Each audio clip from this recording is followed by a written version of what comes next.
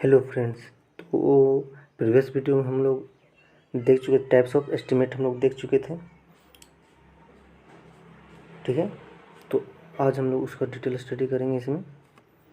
तो approximate estimate होता क्या है? सबसे पहले तो मैंने बता चुका था कि अप्रोक्सीमेट एस्टिमेट होता क्या है कि जो हम लोग अपने एक्सपीरियंस से जो हम लोग एस्टिमेट बनाते हैं उसको क्या बोलते हैं? अप्रोक्सीमेट एस्टिमेट बनाते हैं। ठीक है, इसको किस लिए चाहिए? एडमिनिस्ट्रेटिव अप्रूवल के लिए हमको चाहिए।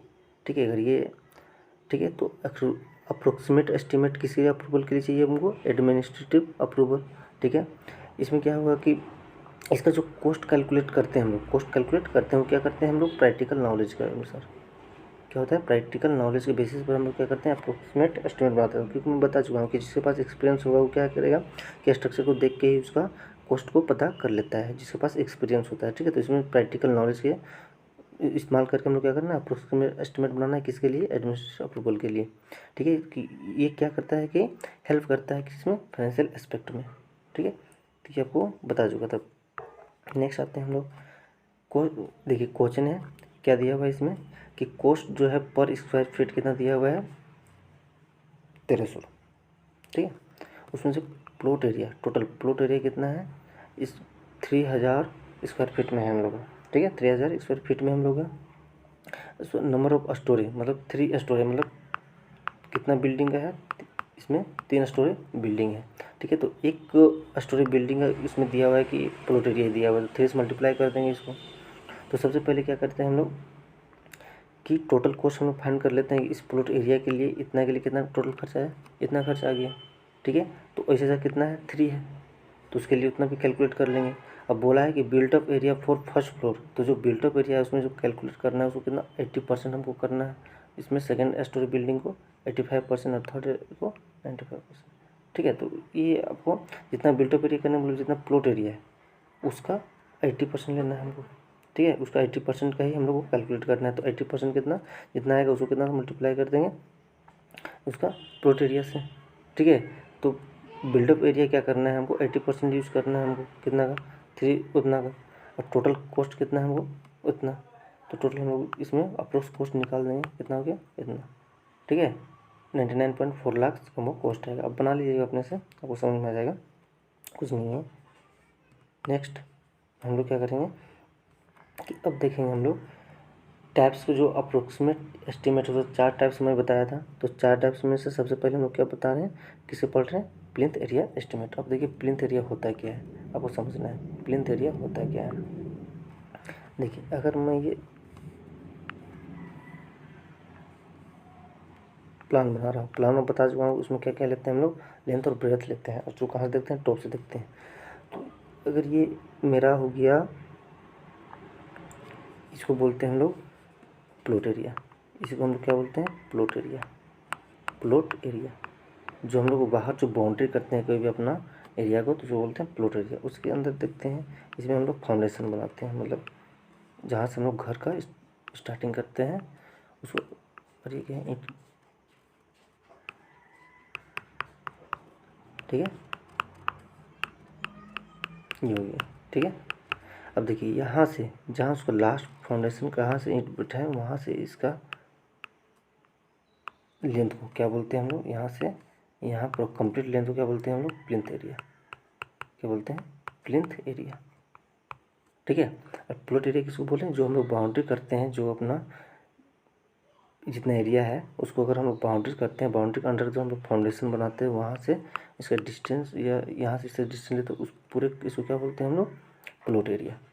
ठीक है, अब प्लॉट एरिया अगर बात करूँ कि फ्लोर एरिया किसको बोलते हैं, तो ये उसका इंटरनल जहाँ से होता है उसका इंटरनल से डिस्टेंस को क्या बोलते हैं? इसको इतना सा ही डिस्टेंस हम लोग क्या बोलते हैं? फ्लोर एरिया बोलते हैं। ठीक है, तो ये जो बना हुआ है ये क्या हो गया तुम्हारा? आपका फ्लोर एरिया। अगर यहाँ से काउंट करेंगे तो फ्लोर एरिया, अगर यहाँ से काउंट करेंगे तो हमारा क्या होगा? ये यहाँ से काउंट करेंगे तो क्या हो जाएगा? ये हम लोग का प्लॉट एरिया, मतलब ये प्लिंथ एरिया। तो आपको ये समझना है कि कहाँ से क्या कर रहे हैं। तो और ये हम लोग क्या हो गया? ये एरिया हम लोग क्या हो गया? Plot area. ठीक है, क्योंकि दिया रहता है कि कितना का है, तब समझ गए हमें कि प्लॉट एरिया क्या होता है और प्लिंथ एरिया क्या होता है। तो बोला मैं भाई इसको क्या बोल गया? ये क्या हो गया हम लोग का? टोटल प्लॉट एरिया हो गया। प्लॉट एरिया में इसमें हम लोग फाउंडेशन रखें, ठीक है, ये फाउंडेशन, तो ये इतना से एरिया क्या कहलाएगा, इतना से एरिया हम लोग क्या कहलाएगा, फ्लोर एरिया। और जब यहाँ से कैलकुलेट करेंगे इस पॉइंट से, तो उसको क्या बोलेंगे हम लोग, प्लिंथ एरिया, ठीक है। अब देखिए, it is built of covered area of building measure at floor level of any storey, ठीक है। अप्रोक्सीमेट, आप देखिए प्लिंथ एरिया का अप्रोक्सीमेट कॉस्ट कैसे निकालेंगे, तो प्लिंथ एरिया को हम बता चुके हैं कि उसको किस में होता है, उसको एल इंटू बी करते हैं, ठीक है। रेट ऑफ प्लिंथ, अब उस प्लिंथ को करने में वो कितना रेट है वो तो हम लोग को मालूम रहेगा, जब हम लोग को शेड्यूल बुक मिलता है तो उसमें सब रेट बुक मिलता है, तो उसमें सब रहता है कि प्लिंथ एरिया के लिए कितना उसका रेट होता है, तो उसे मल्टीप्लाई कर देंगे, प्लिंथ एरिया से क्या निकल जाएगा, हमको अप्रोक्सीमेट कॉस्ट निकल जाएगा प्लिंथ एरिया का, ठीक है। अब सेकंड पढ़ते हैं हम लोग, सेकंड आते हैं हम लोग क्यूबिकल कंटेंट मेथड पे।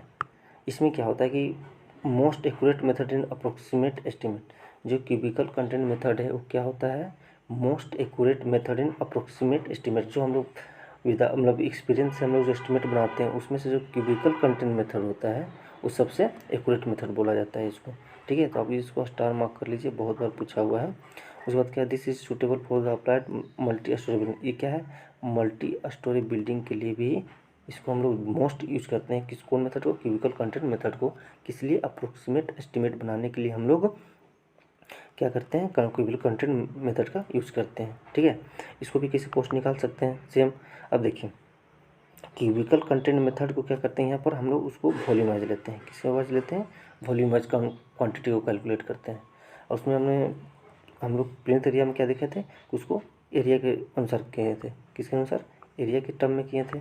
लेकिन हम लोग ये जो क्यूबिकल कंटेंट थे इसको किस में हम लोग कर रहे हैं, वॉल्यूमाइज, और वॉल्यूमाइज कितना उसका रेट होगा उससे हम लोग उसको मल्टीप्लाई कर देंगे तो क्या निकल जाएगा हम लोग का, अप्रोक्सीमेट कॉस्ट निकल जाएगा हम लोग का, ठीक है। अब देखते हैं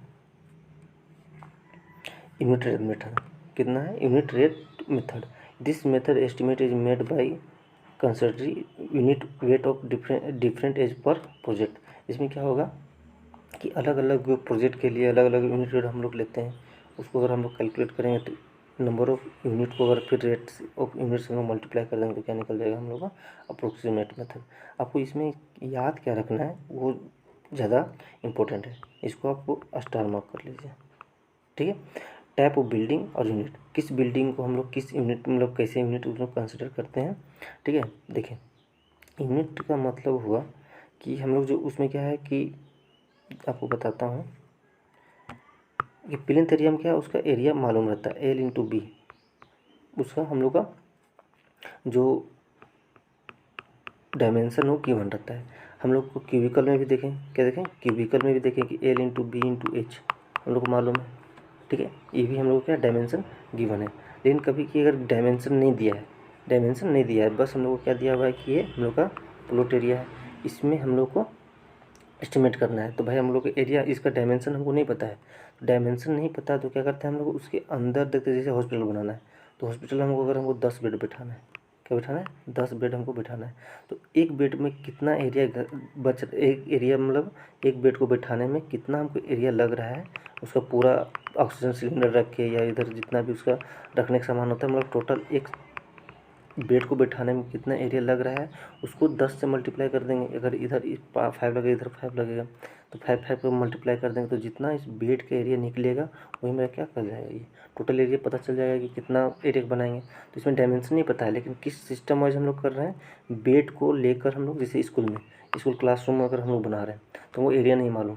तो हम लोग क्या करेंगे, एक बेंच को बैठाने में कितना एरिया कवर कर रहा है उसको क्या करेंगे, जितना बैठाना है उसको उतना से कैलकुलेट कर देंगे, तो हम लोग क्या उसके बेसिस पे हम लोग क्या करते हैं, उसका एस्टिमेट बनाते हैं, ठीक है। तो इसमें तो, तो इसमें यही बता रहे हैं कि इसमें यूनिट रेट मेथड में क्या है कि हम लोग को उसमें डायमेंशन नहीं पता रहेगा बस, लेकिन उसमें कितना बेड बिठाना है, कितना बेंच डेस्क बिठाना है वो मालूम रहेगा, तो उससे हम लोग क्या कर लेंगे, तो वही है कि नंबर ऑफ यूनिट मालूम रहेगा और उसका रेट मालूम रहेगा, तो उसको कैलकुलेट करके अप्रोक्सीमेट कॉस्ट बना लेंगे। सेकंड कि किस वाइज की यूनिट क्या क्या हम लोग देखते हैं कि कौन सा यूनिट, तो हॉस्पिटल में अगर हम लोग यूनिट रेट मेथड से हम उसको कैलकुलेट करना चाहते हैं तो हम लोग उसमें क्या देखेंगे, बेड को देखेंगे। स्कूल के लिए हम लोग क्या देखेंगे, क्लासरूम के बेंच को देखेंगे। स्टेडियम अगर थिएटर बनाना है उसमें हमको डायमेंशन नहीं पता, तो उसके लिए हम लोग पर सीट कितना कॉस्ट आ रहा है और उस जगह कितना उसको गहरा है उसे कैलकुलेट कर देंगे तो हम लोग को अप्रोक्सीमेट एस्टिमेट निकलता है। अगर वाटर टैंक बनाना है तो उसमें कितना लीटर पानी लग रहा है, डायमेंशन नहीं पता है, हमको रखना कितना है पानी, उसके हिसाब से हम लोग क्या करेंगे, उसका डिजाइन करेंगे वाटर टैंक का। ब्रिज, तो ब्रिज में क्या देखते हैं हम लोग, स्पैन। तो आपको ये जो यूनिट है उसको याद रखना है कि हॉस्पिटल में किस यूनिट को हम लोग कंसिडर करते हैं, बेड को स्कूल में, बेंच को स्टेडियम में, पर सीट को वाटर टैंक में, लीटर को, और ब्रिज में स्पैन को। ठीक है, आपको ये याद रखना है अच्छे से। अब आते हैं फोर्थ में, लास्ट अप्रोक्सीमेट कॉस्ट का टिपिकल वे मेथड। इसमें ही होता है क्या है, in this method estimate made by considering the cost of way span. इसमें क्या है, स्पैन को लेकर हम लोग क्या करते हैं, स्पैन को लेकर हम लोग क्या करते हैं, उसका कॉस्ट को फाइंड आउट करते हैं।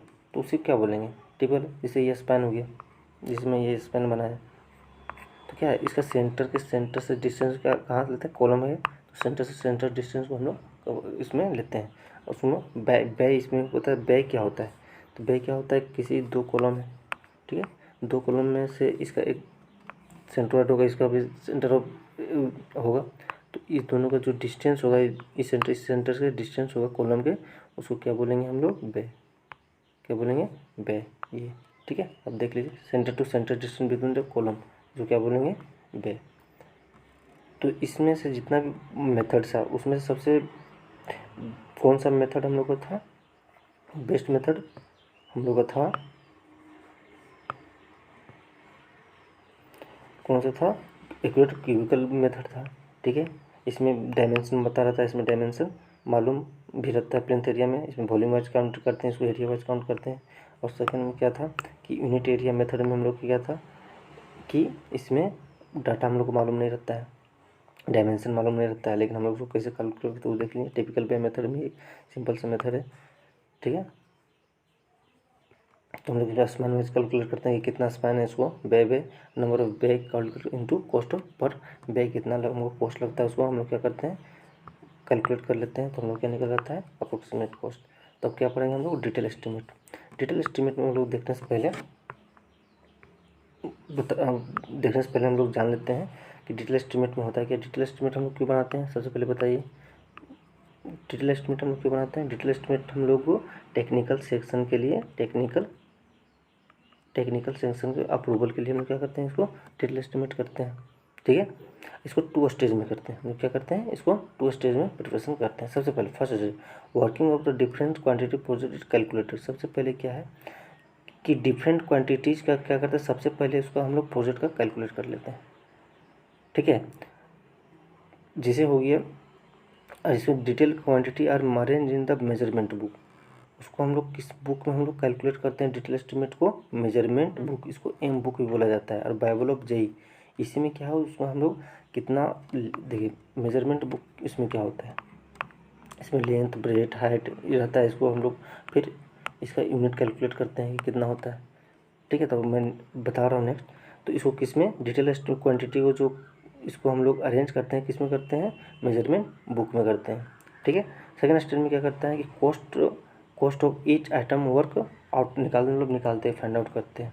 सबसे पहले क्या करते हैं, डिटेल एस्टीमेट में क्या करते हैं कि हम लोग का जो प्लान है उसका हर जगह का हम लोग क्या करते हैं, लेंथ ब्रेथ नाप के उसका यूनिट निकालते हैं। क्या निकालते हैं, यूनिट निकालते हैं, पर यूनिट कितना खर्चा आ रहा है उसको हम लोग फिर क्या करते हैं, कैलकुलेट करते हैं। ठीक है, सेकेंड स्टेज में सबसे पहले हम लोग क्या करते हैं, उसका यूनिट फाइंड आउट करते हैं। ठीक है, तो नेक्स्ट देखते हैं हम लोग, देखो मेजरमेंट बुक में होता क्या है, मेजरमेंट बुक में होता क्या है, पहले सीरियल नंबर वाइज क्या आपको क्या क्या है, डिस्क्रिप्शन में क्या है, क्या आपको लिखना है कि वाल है कि छत है छज्जा है कि क्या है। ठीक है, टोटल कितना है, नंबर ऑफ, उसमें क्या लेंथ ब्रेथ हाइट, उसको फिर क्वांटिटी मेजरमेंट कर लेंगे। फिर ये क्वांटिटी को देखिए, मेजरमेंट बुक पहचानने का तरीका क्या है, उसमें डायमेंशन को कैलकुलेट करते हैं, किस में करते हैं, डायमेंशन को कैलकुलेट करते हैं। लेकिन एक अब्स्ट्रैक्ट सेट भी आता है, ठीक है, अब्स्ट्रैक्ट सीट भी आता है, उसमें हम लोग क्या करते हैं कि उसका क्वांटिटी निकालते हैं। क्या करते हैं हम लोग कि उस क्वांटिटी पे उसका रेट कितना है, उसका टोटल हम लोग कॉस्ट फाइंड आउट करते हैं। तो इसको मेजरमेंट बुक को पहचानने का तरीका क्या है, उसमें कॉस्ट नहीं रहेगा और इसमें क्या होगा, अब्स्ट्रैक्ट सीट में टोटल कॉस्ट रहता है, इसमें कॉस्ट निकालते हैं, पर रेट को कैलकुलेट करते हैं। तो टोटल कॉस्ट क्या आ जाएगा, number of quantity into cost per quantity. ठीक है, ये आपका मेजरमेंट बुक आपको देखने को मिल जाएगा जब आप जेई बन जाइएगा तब। ठीक है, इसमें क्या है कि this method is more reliable hence it's also known as a reliable method. कौन मेथड को बोल रहा है रिलायबल मेथड और सबसे बेस्ट मेथड है डिटेल एस्टिमेट। क्योंकि भाई कोई भी चीज़ अगर किसी को अगर डिटेल हम वो बताएंगे तो वही अच्छा होगा ना, कि पता चल जाएगा कितना है। अंदाज़ तो आदमी हर कोई लगाता है, लेकिन अगर एक्यूरेट बता रहे हैं तो सबसे रिलायबल मेथड बोला जाता है।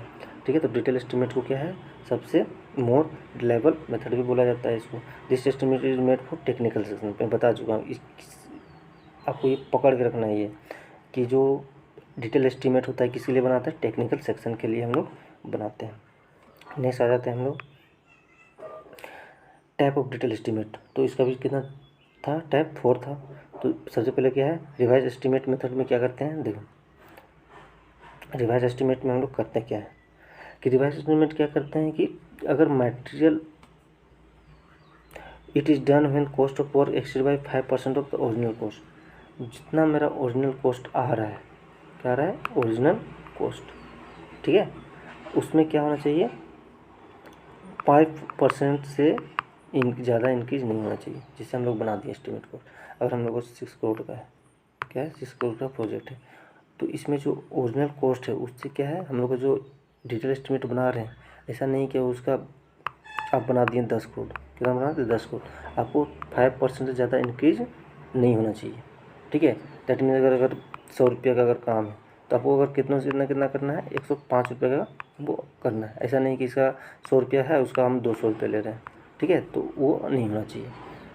तो रिवाइज एस्टिमेट में क्या होता है कि 5% से ज़्यादा इंक्रीज नहीं होना चाहिए, उससे टोटल मतलब उसका ओरिजिनल कॉस्ट से आपका इंक्रीज नहीं होना चाहिए। ठीक है, और ये कब होता है, व्हेन चेंज इन मटेरियल। ठीक है, किसके लिए यूज होता है, change in material. It is done when the cost work exceed 10% of administrative.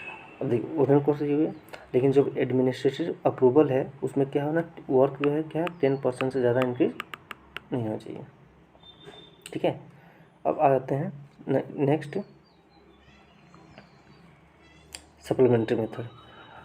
Supplementary method when change in design. देखो, और डिज़ाइन को अगर हम लोग जैसे बीच में ही क्या करते हैं कि अगर ये घर बना रहे हैं, जैसे ये घर बना रहे हैं, घर में हम लोग पहले से पता है कि 4 रूम होगा, ये किचन होगा, बाथरूम होगा, लेकिन अगर एक्स्ट्रा अगर बाद में जब एस्टिमेट बन गया टोटल पता चल गया, लेकिन कभी कभी क्या होता है कि कोई फिर से बोलता है कि भाई इसमें एक और जोड़ दो, 4 रूम का बेडरूम था लेकिन 5 रूम बना दो, उसको 5 बेडरूम का बना दो, तो वो क्या हो गया, एक्स्ट्रा जब हम लोग क्या करते हैं, डिज़ाइन करवाते हैं। पहले जो डिज़ाइन था उसको तो हम लोग फाइंड आउट कर लेते हैं ना, ये कॉस्ट इतना होता है, ये होता है। लेकिन अगर एक्स्ट्रा अगर जो हम बिल्डिंग में अगर हम एक्स्ट्रा कुछ ऐड करते हैं तो उसको क्या बोलते हैं, सप्लीमेंट्री एस्टिमेट मेथड। इसको बाद में हम लोग क्या करते हैं, वो जो हम लोग एस्टिमेट बनाते हैं उसके बाद में हम लोग उसको अटैच कर देते हैं। तो ये सप्लीमेंट्री एस्टिमेट किस लिए बनता है, तो आपको याद रखना है कि जब डिज़ाइन को चेंज करते हैं तब क्या होता है, सप्लीमेंट्री एस्टिमेट मेथड हम लोग यूज करते हैं। ठीक है, वो टैग याद रखना है कब, चेंज इन वर्क, कि हम लोग जब डिज़ाइन को चेंज करके फिर से उसमें हम ऐड करते हैं कुछ, तो उस समय हम लोग क्या करते हैं, सप्लीमेंट्री एस्टिमेट मेथड को, कि जितना पहले कॉस्ट आ रहा था, कि मान के 100 रुपये पहले 100 रुपीज़ हमको पहले खर्चा आ रहा था, लेट मान रहे हैं, ठीक है, बोल रहा हूँ कि कितना 100 रुपीज़, कितना 100, अब बाद में फिर बोल दिया कि मैं भाई इसको जोड़ दो तो टोटल और कितना 20 रुपये और बढ़ गया, तो ये क्या होगा, ये जो 20 रुपये डिज़ाइन को चेंज करने के बाद बना वो क्या होगा, सप्लीमेंट्री एस्टिमेट मेथड में आएगा, क्योंकि तो बाद में बढ़ा हुआ एड तो पहले जो मैं एस्टिमेट बनाया तो उसमें तो है नहीं। ठीक है, तो आपको ये सब बातें ध्यान रखनी है। अब क्या है, दोनों को मिला के रिवाइज में अलग था, सप्लीमेंट्री में अलग था, आपको याद इसमें दोनों में डिफरेंस कैसे पता चलेगा, कि इसमें क्या है रिवाइज एस्टिमेट में, कि आपको इसमें मटेरियल जो चेंज होता है, ठीक है ना, मटेरियल चेंज होता है उस समय हम लोग कौन सा यूज़ करते हैं, रिवाइज एस्टिमेट यूज करते हैं। लेकिन अगर हम डिज़ाइन चेंज करते हैं तो supplementary estimate method, simple language में याद रखना आपको। अब आ जाते हैं revise and supplementary estimate method. When there is deviation in the material and change in design. इसमें क्या होगा, देखिए दोनों से मिल के बना है, रिवाइज और सप्लीमेंट्री से। तो इसमें क्या होगा, रिवाइज के लिए क्या हम लोग बताए थे, मटेरियल में चेंज, किसके लिए बताए थे, मटेरियल में चेंज, और सप्लीमेंट्री में क्या बताए थे, कि डिज़ाइन चेंज। तो अगर दोनों चेंज हो रहा है एक ही टाइम पे, क्या हो रहा है, दोनों चेंज हो रहा है, उसका मटेरियल में भी चेंज आ रहा है, ठीक है, और उसका डिज़ाइन में भी चेंज आ रहा है। डिज़ाइन में भी चेंज आ रहा है। तो उस समय हम लोग क्या करेंगे, उसमें दोनों को इस जो भी मेथड यूज़ करेंगे तो सिंगल यूज नहीं होगा, तो दोनों को मिला के रिवाइज एंड सप्लीमेंट्री एस्टिमेशन हम लोग इसमें यूज करेंगे। ठीक है, तो आपको इसमें कुछ है नहीं, कुछ खास बातें, और बस याद रखना है कि क्या होता है और नहीं होता है। दूसरा क्या है, लास्ट फोर्थ मेथड क्या था, annual repair and maintenance method.